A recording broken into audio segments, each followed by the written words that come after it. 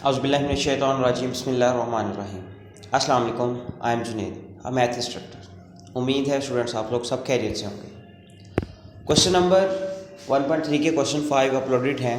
Question 1.3 exercise 1.3 question 6 है। The sum of the ages, let's suppose हम इसको ना पढ़ते हैं, द सम प्लस आएगा of the ages of the father and son. एक बाप और उसके बेटे की जो एज है, उम्र, एज उनको जमा करें वो कितनी बनती है हमारे पास? 72 ईयर्स बनती है। अब हमें नहीं पता वो 60 और जमा 12 भी हो सकती है, 60 और 12 72 बनता है। वो 50 और 22 भी हो सकते हैं, वो 40 और 32 भी हो सकते हैं, वो 70 और 2 साल भी हो सकते हैं। एग्जैक्टली हमें कैसे पता लगेगी वो करते हैं। अच्छा, पहले ज़रा इतना लिख लो, लेट करते। मैंने बताया था कि जिस स्टेटमेंट में हमें गिवन ना दिया गया हो कोई डाटा, हमने अपनी तरफ से लेट करना है। अब इसके अंदर दो चीज़ें आ रही हमारे पास, एक फादर आ रहा है और एक क्या आ रहा है? सन। लिख लेते हैं इधर, लेट फादर्स एज, बाप की उम्र में लेट कर लेता हूँ जी एक्स। कोई होगी मतलब एक्स होगा कोई। सन्स एज, बेटी की उम्र भी लेट कर लेता हूँ वाई, कोई होगी, लेट्स सपोज ना कोई होगी। और वो कह रहा है 6 ईयर अगो, अगो का मतलब है पहले, 6 साल पहले, 6 साल पहले। लेट्स सपोज अगर एज ये है ना फादर की, तो 6 साल पहले, लेट्स सपोज मैं करता हूँ ना, अगर 20 एज है तो 6 साल पहले उसकी कितनी होगी? 14। वो कैसे? जो गिवन होता है उसमें से मैं क्या करूँगा, वो 6 को माइनस करूँगा तो ही 14 आएगा मेरे पास। इसी तरह 6 ईयर अगो, 6 साल पहले, फादर्स एज, जो फादर की एज है उसमें से 6 साल निकाल दूंगा। और सन्स एज, ऐसे ही बेटे की भी उम्र उतनी कम हो जाएगी, y-6।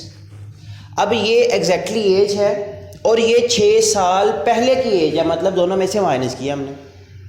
ओके, अब आगे क्या कह रहा है? According to condition, according to condition. Condition मेरे पास क्या, आप कंडीशन पढ़ते हैं ज़रा। The sum of the ages of the father and son, ये फादर और सन की प्रॉपर एज है। इनका सम वो कह रहा है जमा कितने को इक्वल होता है? 72 के। तो लिख लो x plus Y equal to 72। देखो सन और फादर की एजेस को सम किसके इक्वल है? 72। वो ये सारी यहाँ तक स्टेटमेंट जो सी है ना, वो मैंने ये बना लिया।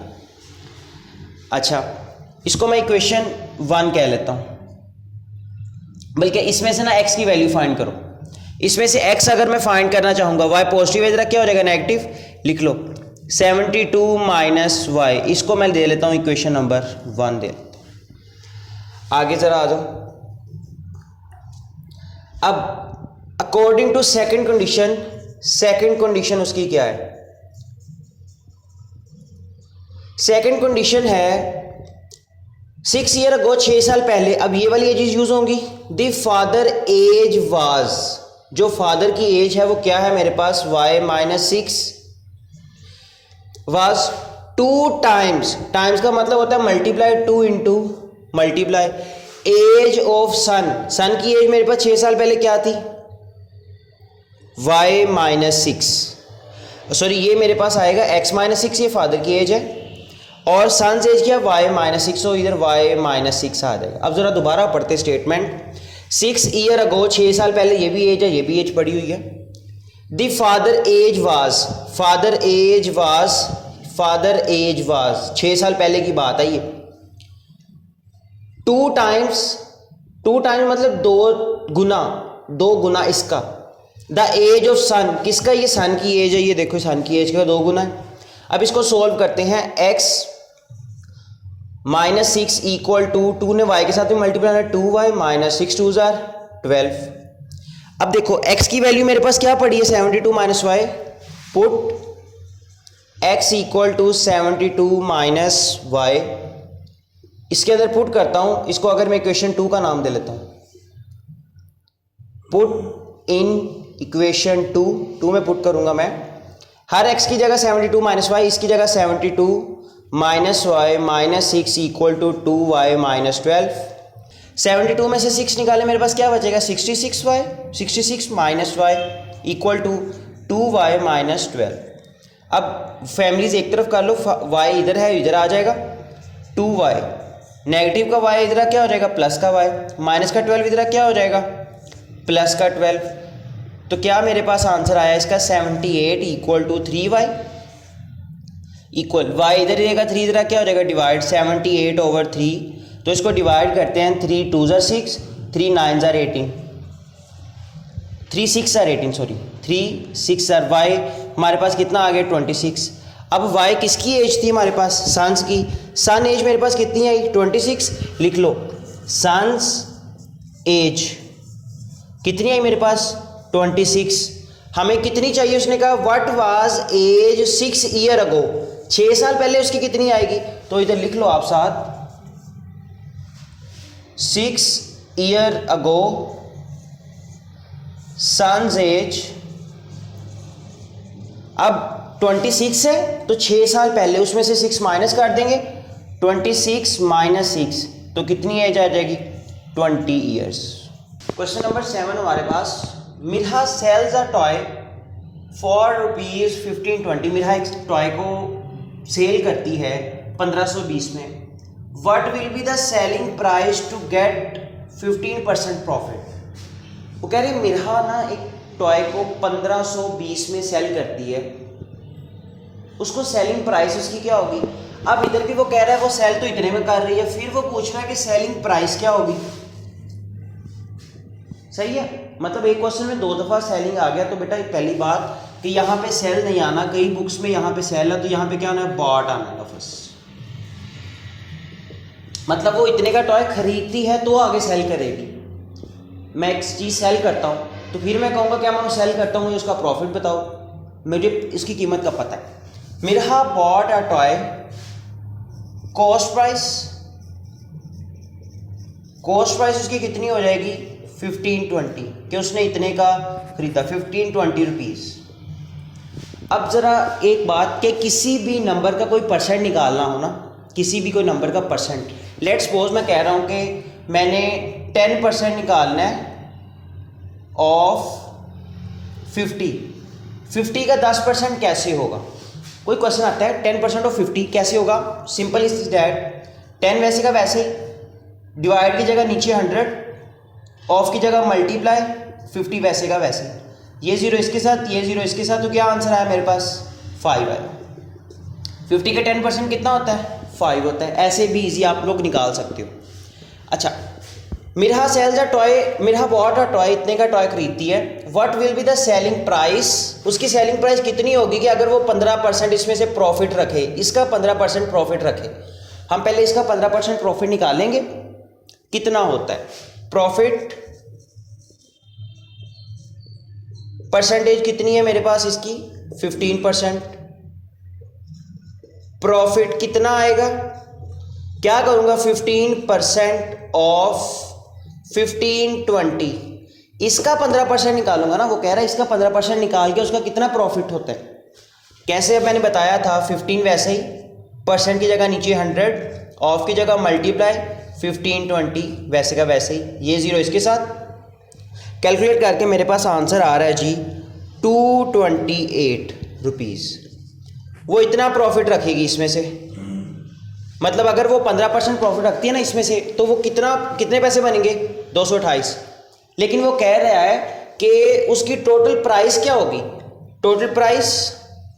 टोटल सेलिंग प्राइस वो इसमें तो नहीं देगी ना इसमें देगी, तो दोनों को क्या करेंगे प्लस करेंगे।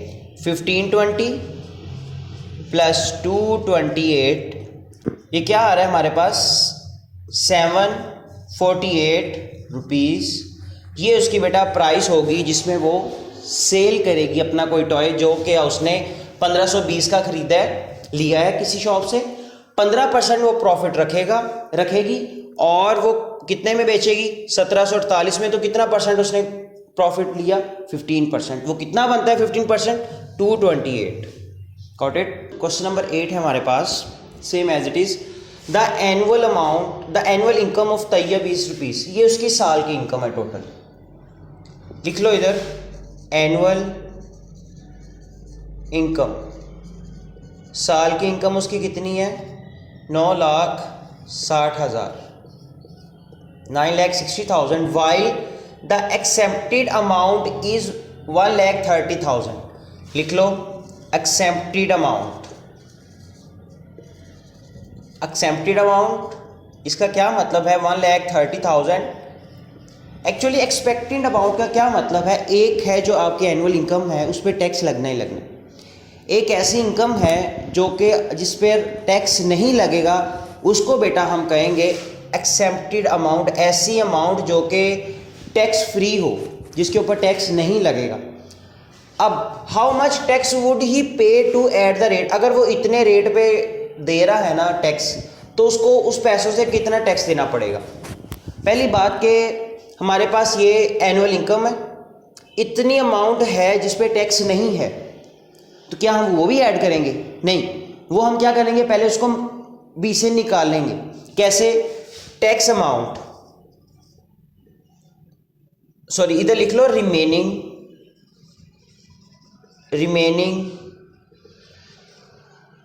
अमाउंट। रिमेनिंग अमाउंट कैसे? 9,60,000 माइनस 1,30,000, कितना मेरे पास? 8,30,000। ये मेरे पास इतनी रकम है, इतनी रुपीस है जिसके ऊपर टैक्स लगेगा।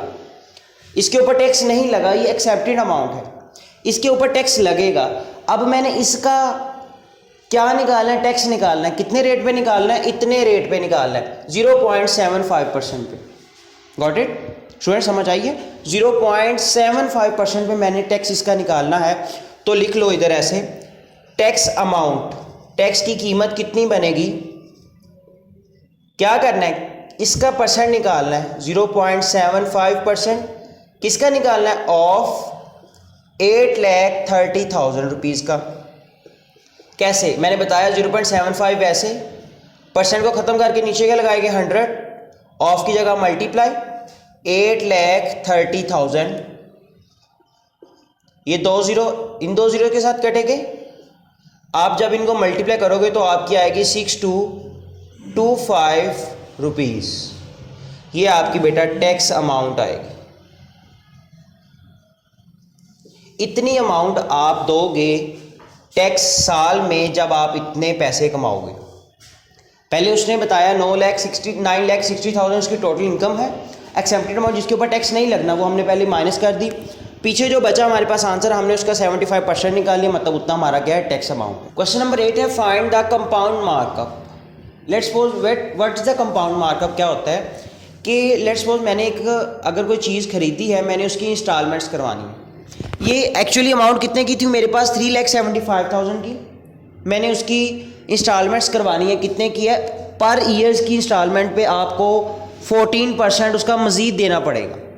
आपने अपनी फैसिलिटी के लिए पैसे तो कम करवा लिए, हर साल 1 साल के लिए इंस्टॉलमेंट्स करवा ली, लेकिन आपको उसका पर ईयर 14% देना होगा। तो वो कितना मज़ीद बनेगा? 3,75,000 का। तो हम इसका क्वेश्चन सोल्व करें, रियल लाइफ प्रॉब्लम है। एक्चुअली इसके लिए हमारे पास एक ही रूल यूज होता है, I = PRT। I फॉर हमारे पास है बेटा इंटरेस्ट, या इसे कंपाउंड मार्कअप भी कहते हैं, compound markup. P for principal, मतलब टोटल अमाउंट आपकी कितनी है। R फॉर रेट, आपको रेट कितना लगा रहा है, मतलब ये हमारे पास रेट हो जाएगा ये वाला पर ईयर का। T फॉर टाइम, आपको उसने टाइम कितना दिया है, 1 ईयर लिखा हुआ हमारे पास इधर। सही है। इस फार्मूले को यूज करते हुए हम यूज करेंगे, हमारे पास प्रिंसिपल अमाउंट ये है, प्रिंसिपल अमाउंट कितनी है हमारे पास, मतलब P आ जाएगा कितना है, 3,75,000। ओके, फॉर 1 ईयर, ये टाइम को रिप्रेजेंट कर रहा है, तो लिख लो time equal T equal 1 year लिख लो। रेट इक्वल टू 14%, इसको R लिख लो आप, ताकि आपको मजीद जब फार्मूला पुट करो तो 14%। इंटरेस्ट या कंपाउंड मार्कअप आपने फाइंड करना है, compound markup equal question mark. We now हम जानते हैं I equal to P multiply by R multiply by T time. I आपने फाइंड करना है, मतलब इंटरेस्ट फाइंड करना है।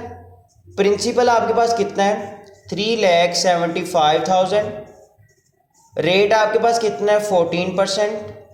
टाइम आपके पास कितना है 1। 3,75,000 मल्टीप्लाई बाय 14% की जगह नीचे 100 लगा देंगे, 1 मल्टीप्लाई होकर वो 1 ही हो जाएगा। ये 2 ज़ीरो इस 2 के ज़ीरो के साथ कट जाएंगे। आंसर कैलकुलेट करके आपके पास आता है जी 52,500। ये बेटा आपका कंपाउंड मार्कअप है।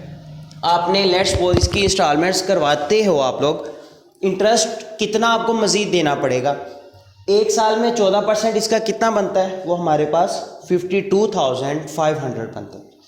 स्टूडेंट्स उम्मीद है बेटा आप लोगों को वीडियो पसंद आई होगी। मिलते हैं अगली वीडियो में। अल्लाह हाफिज़।